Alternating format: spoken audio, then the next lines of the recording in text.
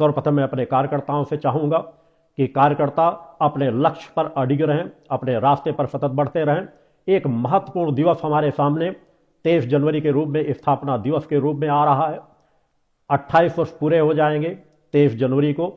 अतः इस 23 जनवरी को सभी कार्यकर्ता, सभी टीम प्रमुख, लाखों लाख स्वयंसेवी कार्यकर्ता मिलकर के पूरे देश स्तर पर प्रयास करेंगे कि 5000 से अधिक स्थानों पर माता आदि शक्ति जगत जननी जगदम्बा के अखंड जो अनुष्ठान चलाए जा रहे हैं वह अखंड अनुष्ठान चलाए जाएं और उस दिन अधिक से अधिक लोगों को नशा मुक्त धर्म, राष्ट्र, मानवता की सेवा के लिए प्रेरित करें, साधनात्मक जीवन जिएं। 23 जनवरी के स्थापना दिवस को एक साधनात्मक स्वरूप दें।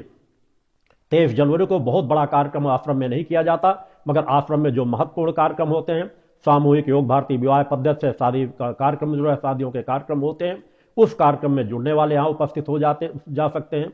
दौड़ प्रतियोगिता आज के जो कार्यक्रम किए जाते हैं उनसे संबंधित प्रतिभागी यहाँ पर सम्मिलित हो सकते हैं, जो सतत हर वर्षों से सतत यहाँ पर चलाया जा रहा है।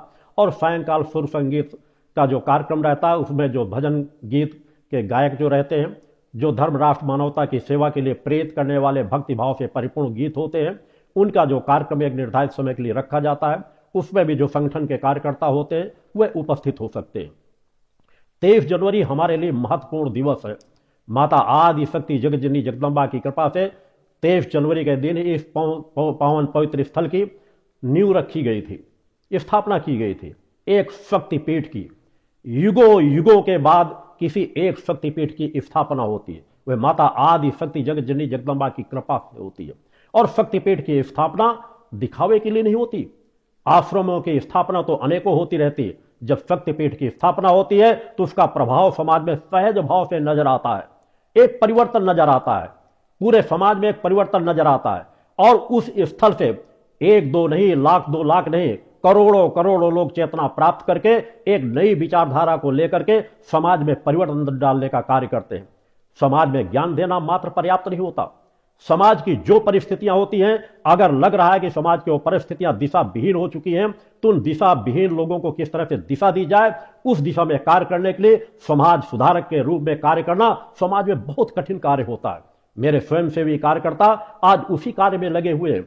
मेरे स्वयंसेवी कार्यकर्ता ही मेरा मान, सम्मान और स्वाभिमान है, जो सेवा और निष्ठा की पराकाष्ठा को लेकर के, आत्म कल्याण और जन कल्याण की पराकाष्ठा को लेकर के समाज सेवा के कार्यक्रम में सतत रत रहते हैं, जो अपने जीवन की जिम्मेदारियों कार्यों को भी करते हैं और हर पल परोपकार के कार्यों में लगे रहते हैं। आत्म कल्याण और जन कल्याण की जो महत्वपूर्ण विचारधारा दी गई है, उस महत्वपूर्ण विचारधारा में लेकर के वर्तमान काल में भक्ति मानव कल्याण संगठन के कार्यकर्ता जिस विचारधारा को लेकर कार्य कर रहे हैं, मुझे इस बात कहने में कोई आपत्ति नहीं है कि आज विश्व में एक भी ऐसा संगठन नहीं है जो संगठन भक्ति मानव कल्याण संगठन के समकक्ष खड़ा हो या भक्ति मानव कल्याण संगठन के तरह कार्य करने की क्षमता रखता हो।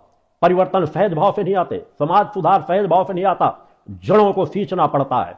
अपने आप को परोपकारी बना करके, अपने आप को त्यागी बना करके समाज के बीच कार्य करना पड़ता है। डोर टू डोर जा करके कार्य करना पड़ता है। केवल प्रचार प्रसार से, हो हल्ला मचाने से, इससे समाज में परिवर्तन नहीं आता। मेरे स्वयंसेवी कार्यकर्ता पिछले 25 वर्षों से दिन रात एक कर रहे हैं और करोड़ों करोड़ों लोगों के जीवन में उन्होंने परिवर्तन डाला है। आज लाखों लाख स्वयंसेवी कार्यकर्ता अपना तन मन धन समर्पण करके धर्म, राष्ट्र, मानवता की सेवा के लिए कार्य कर रहे हैं और धीरे धीरे कार्य करने वाले लोगों को तैयार कर रहे हैं। ये एक ऐसा प्रवाह है जो कम से कम समय में, इतने कम समय पे माता आदि शक्ति जगत जननी जगदम्बा की कृपा से ही चल रहा है।